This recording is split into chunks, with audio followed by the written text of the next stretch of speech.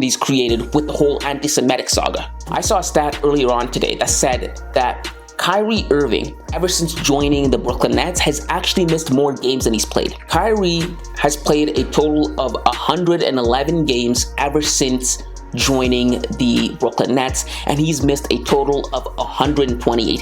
He's below 500 in terms of games played. And that is one of the reasons that James Harden opted to leave the Brooklyn Nets when he did. I mean, the guy didn't even last 1 year.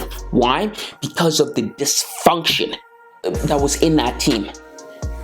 You got the two most flakiest guys, the two most effeminate guys that I could think in the NBA, and you put them together. And I say effeminate because those two men, Kyrie Irving and Kevin Durant, are divas, and that's a feminine trait. You got them and you put them together and you got dysfunction. You put them together with a weak head coach and you got dysfunction. And James Harden was not used to that at all. When James Harden was in Houston, he had a stable, sturdy head coach in Mike D'Antoni. He was not used to what was going on in Brooklyn, and he didn't even last a year. Earlier on in the year, when James Harden was asking for a trade from the Brooklyn Nets, I said the reason why he's jumping ships is because he sees the writing on the wall. He sees that this is not sustainable.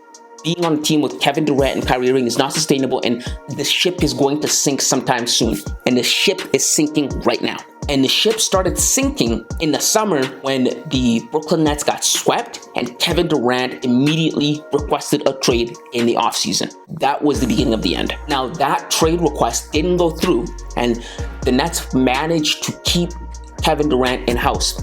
But it is now being reported that Kevin Durant might be on a trading block again, and teams are ready to engage with the Brooklyn Nets about Kevin Durant.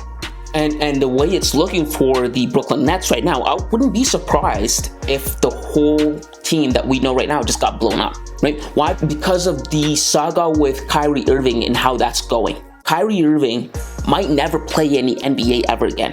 Kyrie Irving is suspended, and the Brooklyn Nets might release him.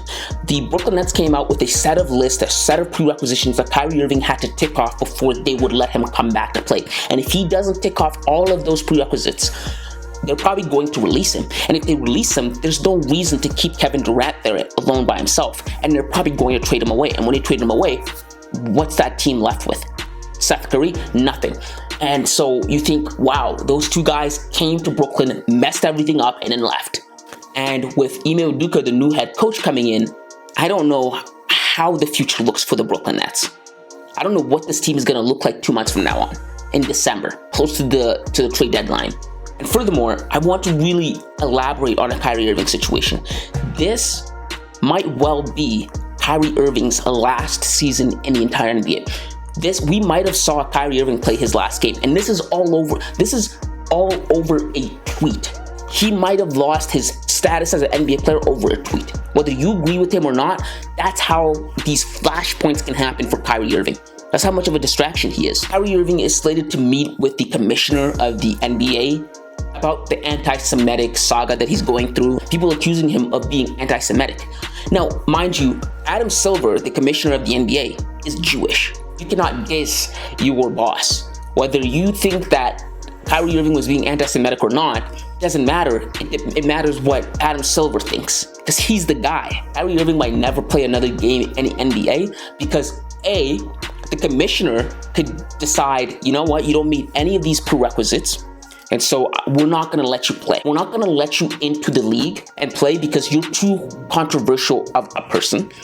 You're too inflammatory, and you've offended a lot of people in our community. He could say, you've offended me, and he just won't let Kyrie Irving play in the league. Second way that Kyrie Irving might never play in the league is that he does meet all the prerequisites, and he's able to return, and he plays the rest of the year with the Brooklyn Nets. But after that, the Brooklyn Nets don't re-sign him because Joe Tsai has already said that he's done with Kyrie Irving. And from there on, no other team signs him because no team wants to touch Kyrie Irving because he's more trouble than he's worth. He goes to every single basketball situation, he blows it up. The Cleveland Cavaliers, Boston Celtics, Brooklyn Nets, all blown up because Kyrie Irving was there. But yeah, guys, those are just my thoughts on the Brooklyn Nets. If you like this kind of content and this is a channel for you, hit the subscribe button, leave it like, and until next time, kids.